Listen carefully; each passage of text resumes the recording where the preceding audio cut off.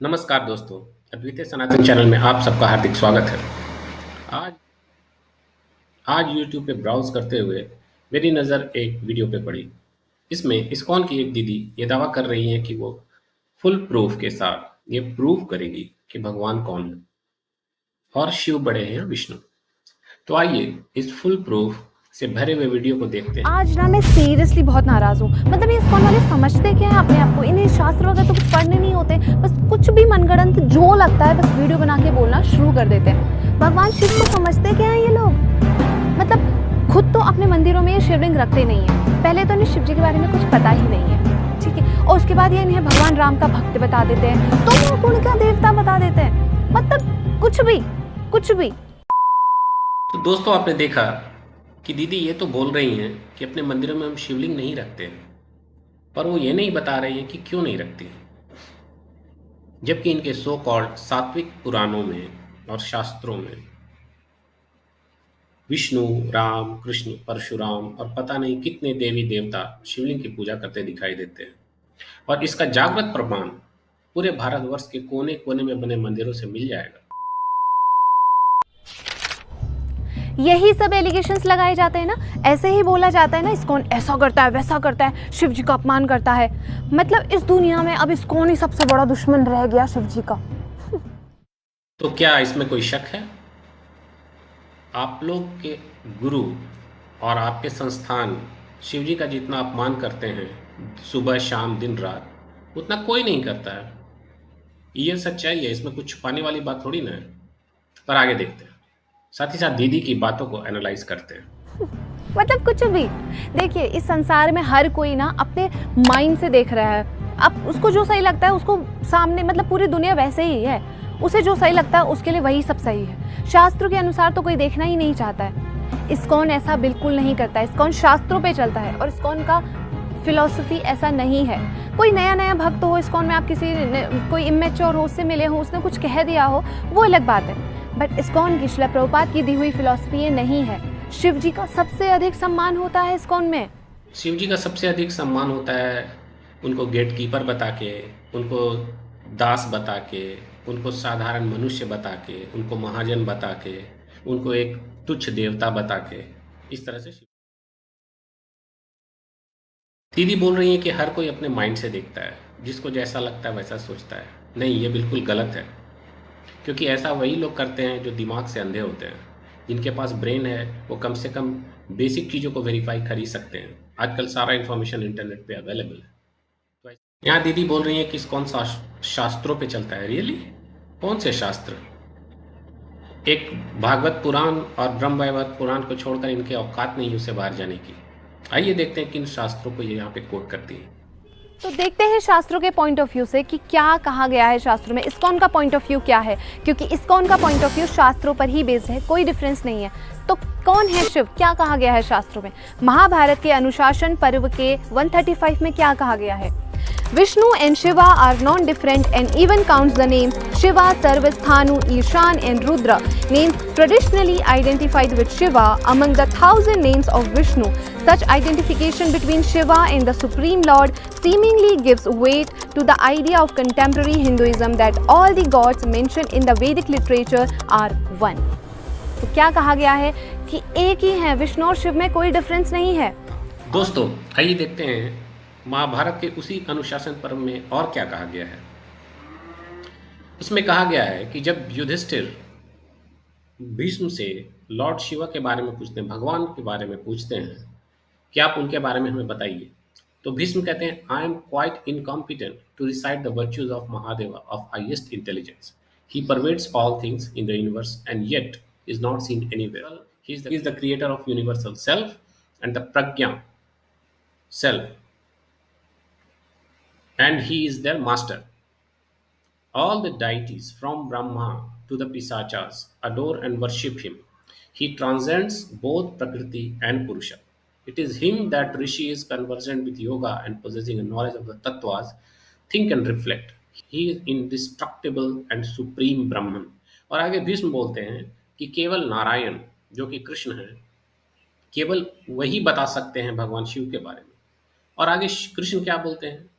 Then Krishna says Even if I tend to tell something about my great Lord Shiva, it is but my audacity only, as even I cannot know him or sing his glory, even if I spend thousands of celestial years. Even then, Shiva, forgive me and let me sing some praises for my Lord. He continues. तो यहाँ पे कृष्ण ये बता रहे हैं कि अगर मैं 1000 दिव्य वर्षों तक भी भगवान का उनके ग्लोरी के बारे में बोलूं, उनका गुणगान करूं, तो भी मैं नहीं कर पाऊंगा। ये कौन बोल रहे हैं? ये स्वयं कृष्ण बोल रहे हैं। ये कोई वेद व्यास नहीं बोल रहे हैं और ये कोई 2 ग्रेड के कोई आचार्य नहीं बोल रहे हैं। ये स्वयं कृष्ण जी बोल रहे हैं। और वो ये उनकी भगवान शिव की महिमा गाने से पहले वो उनसे क्षमा भी मांग रहे हैं कि मुझे क्षमा करें कि मैं आपका प्रेज कर रहा हूँ, कि मुझसे कोई गलती ना हो। आगे वो बोलते हैं, Shiva is beginningless, he is truly eternal beyond time, सच्चित आनंद, final greatest Lord God of all, everything including Trinity, Vishnu Brahma Shankar, all sprout from अव्यक्त ज्योतिर्लिंग। तो यहाँ पे कृष्ण बोल रहे हैं कि सब कुछ अव्यक्त ज्योतिर्लिंग से ही प्रकट हुए हैं। ये ब्रह्मा विष्णु शंकर और जितने भी इंद्र, जितने देवी देवता हैं, सब उनसे प्रकट हुए। Jyotirling Roop Sadashivam, the energy vortex which caused universes, the center and reason of causality principle. He further says, I as Vishnu and as avatars always worshipped Shiva. ये कौन बोल रहे हैं? ये कृष्ण बोल रहे हैं कि मैं विष्णु के रूप में और सारे अवतारों में भी हमेशा भगवान शिव की पूजा करता रहता हूँ। And by his benevolence became Lord God my self, और सिर्फ उनकी कृपा से मैं देवत्व को प्राप्त किया। ये कोई 2 ग्रेड के आचार्य नहीं बोल रहे हैं। ये कौन बोल रहे हैं? ये कृष्ण बोल रहे हैं। महाभारत, उसी महाभारत के अनुशासन पर्व में। आगे विष्णु जी फिर बोलते हैं, आई सैल्यूटेड महादेवा। वो उस इवेंट के बारे में बताते हैं जहाँ पे वो तपस्या करने जाते हैं और भगवान का जब उनको दर्शन प्राप्त होता है तो उसके बारे में वो बता रहे हैं कि ही is the Lord of the Vedas और बहुत सारी बातें। ये उसी महाभारत के अनुशासन पर्व से है। पर क्या ये इस्कॉन वाले इसको मानेंगे? इस्कॉन वाले नहीं, कोई भी वैष्णव इसको नहीं मानेगा। क्यों? क्योंकि ये उनके नैरेटिव को सूट नहीं करता। आइए आगे देखते हैं। अगर हम देखें नदिया में, जो मायापुर में जो क्षेत्र है, वहाँ पर हरिहर का क्षेत्र भी है।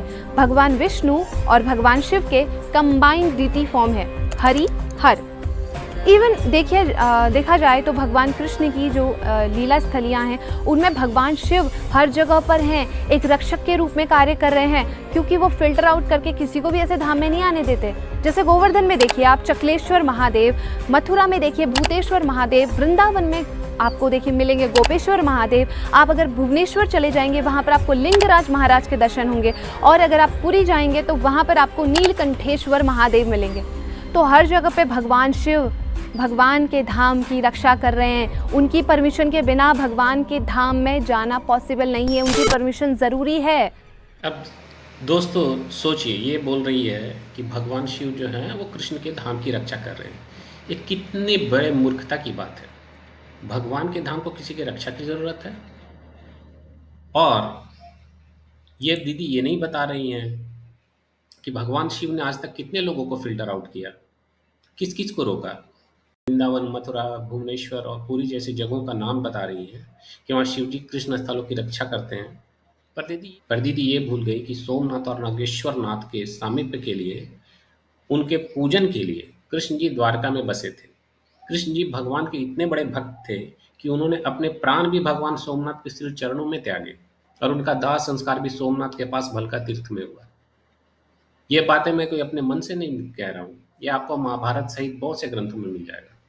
पर इन लोगों को ये मानना थोड़ी है, इनकी अपनी जिद है। ये दूसरों को तो क्या, खुद श्री कृष्ण की कही हुई बातों को भी नहीं मानते। भगवान शिव तो अनादि हैं, अनंत हैं। भुवनेश्वर में लिंगराज पहले से है और जगन्नाथ बाद में। हालांकि जगन्नाथ की कहानी तो ये भी है कि वो एक भैरव मंदिर था जिसे वैष्णवों ने बाद में कन्वर्ट कर दिया, क्योंकि आज भी वहाँ विमला माता का मंदिर है जहाँ बलि दी जाती है। और ये सबको पता है कि वैष्णव मंदिरों में बलि नहीं दी जाती। फिर भी हम अगर ये मान भी लें कि वो कृष्ण मंदिर है, तो भी वो लिंगराज के बाद बना हुआ है। और सिर्फ मथुरा और वृंदावन नहीं, पूरे भारतवर्ष में शायद ही कोई ऐसा गांव या शहर होगा जहां भगवान शिव का मंदिर ना हो और उनकी निराकार ब्रह्म स्वरूप शिवलिंग के रूप में पूजा नहीं ना की जाती है। कई मंदिर तो खुद भगवान विष्णु ने, राम ने, कृष्ण ने, परशुराम ने, पांडवों ने, ब्रह्मा ने, इंद्र ने, चंद्रमा ने और पता नहीं कितने देवी देवताओं ने बनाए। ऋषि मुनि, यक्ष, गंधर्व, नाग, किन्नर, ये सब ने स्थापित किए। तो क्या वो सब कृष्ण स्थलों की रक्षा के लिए किए थे? राम जी रामेश्वरम में भगवान का आह्वान इसलिए किया कि वो कृष्ण स्थल की रक्षा करे? ये पागलपन नहीं है तो और क्या है? लेकिन भगवान विष्णु को जब भौतिक जगत के संसर्ग में आना होता है तो वह भगवान शिव के रूप में आते हैं। ब्रह्म संहिता में ब्रह्मा जी इसे दही और दूध के एनालॉजी के साथ समझा रहे हैं 5.45 में कि जैसे दही दूध से ही आता है, वो प्रोडक्ट एक ही है दोनों, लेकिन दोनों के गुण अलग अलग हैं, दोनों की क्वालिटीज अलग अलग हैं। तो उसी तरह से भगवान विष्णु भगवान शिव के रूप में ही इस भौतिक जगत में आते हैं, लेकिन दोनों एक होते हुए भी एक नहीं है। यहाँ पे दीदी ये बता रही है कि जब भगवान विष्णु को भौतिक जगत के संसर्ग में आना होता है तो वो भगवान शिव बन जाते हैं। अच्छा, जैसे ब्रह्म संहिता में कहा गया है कि वो दूध और दही का उदाहरण दिया गया है। तो विष्णु जी जो हैं वो दूध हैं और शिव जी जो हैं वो दही हैं। इन मूढ़ बुद्धियों को इतना भी नहीं पता है कि दूध खुद से दही नहीं बन सकता और दूध और दही एक प्रोडक्ट नहीं है, दोनों अलग प्रोडक्ट्स हैं।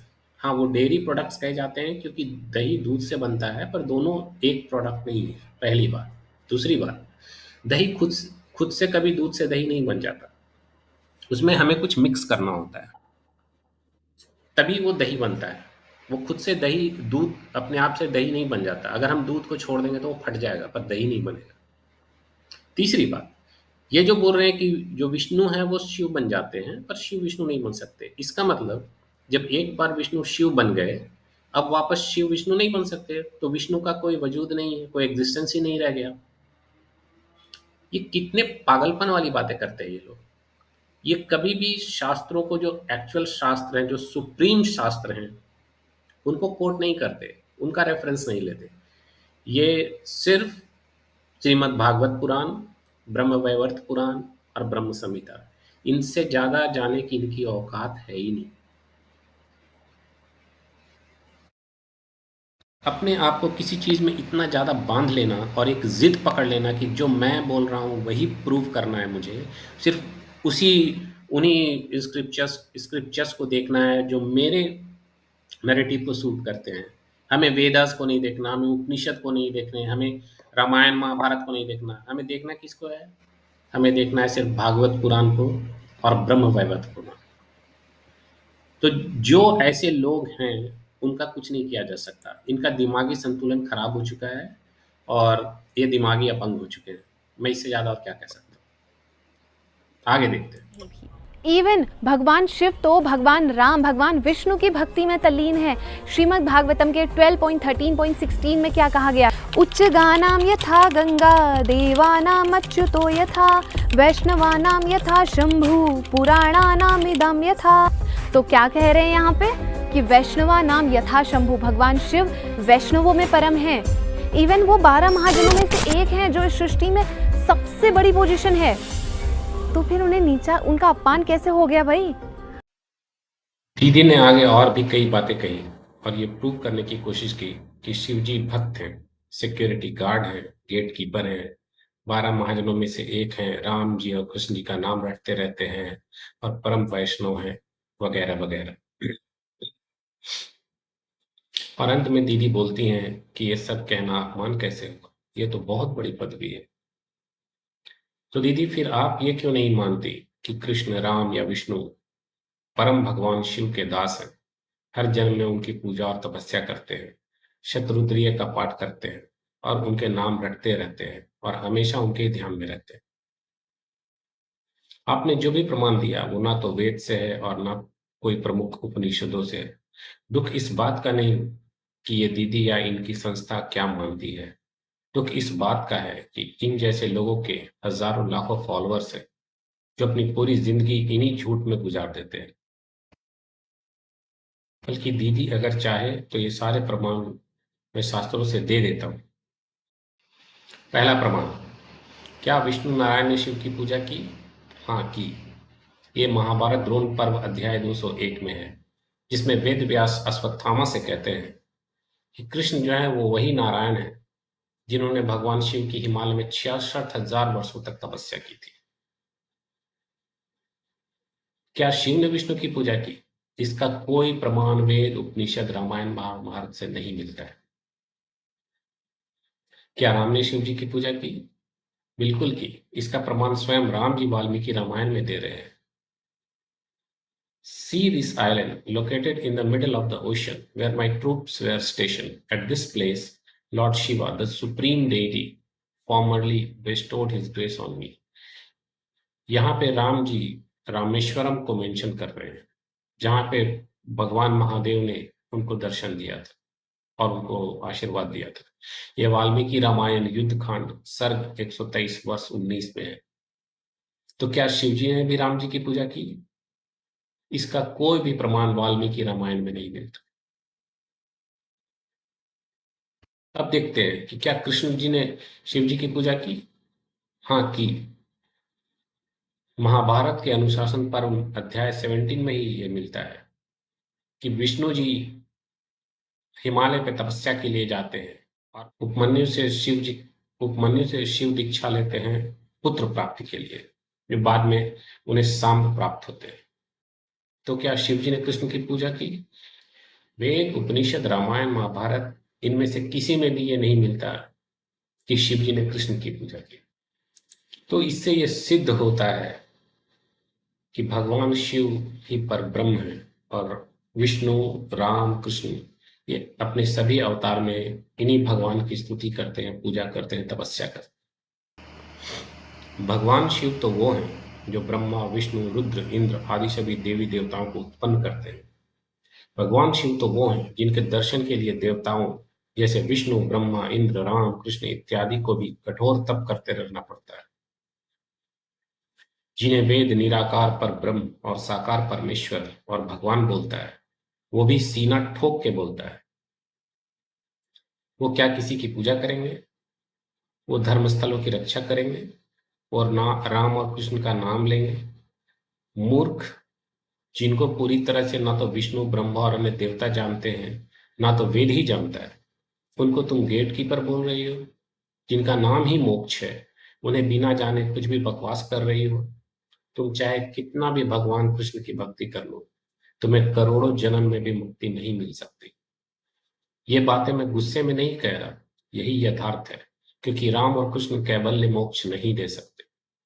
पहले जाके जो एक्चुअल शास्त्र हैं उनका अध्ययन करो और समझो, फिर ऐसी बड़ी बड़ी बातें करना।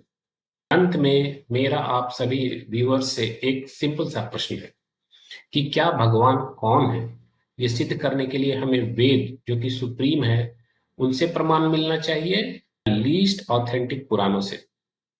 अगर वेद से प्रमाण मिलना चाहिए तो हम क्यों आज इतने भ्रष्ट हो चुके हैं जो जबरदस्ती राम, कृष्ण, राधा इत्यादि को परब्रह्म या सुप्रीम गॉड बनाने में तुले हुए हैं, जिनका ना तो वेदों में और ना तो कोई प्रमुख उपनिषदों में ही उल्लेख मिलता है। क्योंकि ये दीदी शास्त्रों की बात कर रही हैं, तो इन्हें इतना तो पता ही होगा कि कोई भी पुस्तक जो वेद विरुद्ध हो उसे हम सनातनी शास्त्र नहीं मानते। तो जितना क्लेम दीदी ने किया है वो सिद्ध करने के लिए मेरा इनसे और तमाम इस्कॉन वालों से बस 3 प्रश्न हैं। पहला, अगर कृष्ण सुप्रीम भगवान है तो ये वेदों से वो सूक्त या मंत्र दिखाए जहां कृष्ण को भगवान कहा गया है। दूसरा प्रश्न, अगर पहला वाला कठिन प्रश्न है तो मुझे राम, कृष्ण और राधा को वेदों में दिखा दीजिए, ये तो काफी आसान होता है। तीसरा और अंतिम प्रश्न, हम सारे जीवात्मा भगवान की भक्ति मुक्ति के लिए ही तो करते हैं, तो मुझे वेदों में विष्णु, राम, कृष्ण का वो मंत्र दिखा दीजिए जहां मोक्ष या मुक्ति की बात की गई है। मुझे इसका सीधा सीधा प्रमाण वेदों से चाहिए, कोई घुमा फिरा के इधर उधर का लॉजिक लगा के नहीं।